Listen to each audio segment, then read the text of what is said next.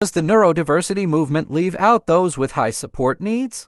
I mean, let's just think about what a question like that is loaded with and who it fundamentally serves. This question, and any variation of it, is hella insulting to the very people it supposedly is trying to help. Those variations include saying self-advocates, with sarcasm because it implies that people with high support needs can advocate for themselves, also trying to shut up said self-advocates, because we can communicate for ourselves unlike their loved ones. This says to everyone that instead of fighting for autistic people's communication and education rights, you don't believe your loved one will ever be amongst the autistic people who will be able to communicate one day for themselves.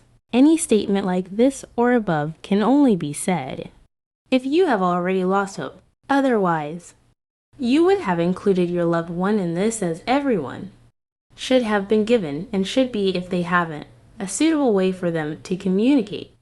That doesn't mean they will not if they have not yet. If you are thinking that only some autistic people are unicorns, or talented or special, or it won't work for my loved one, when seeing another autistic person with high support needs communicate finally, reminder, you are only seeing the finished product of years of very hard work.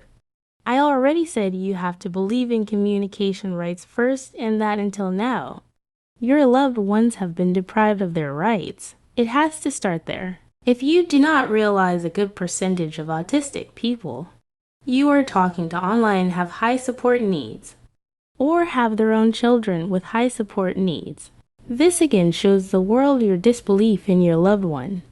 I mean, why else would you think that people being able to use social media separates your loved one from them?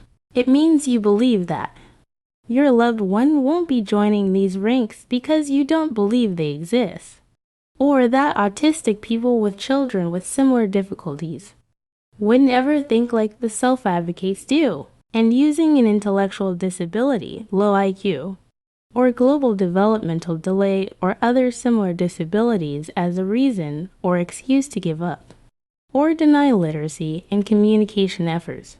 People who have these same diagnoses without autism have better success outcomes than those with autism. So these reasons are actually illogical no matter how illogical they may feel. So, in general, it is the physical and sensory disabilities of autism that are the cause for so-called behavioral and communication differences with these common co-occurring diagnoses.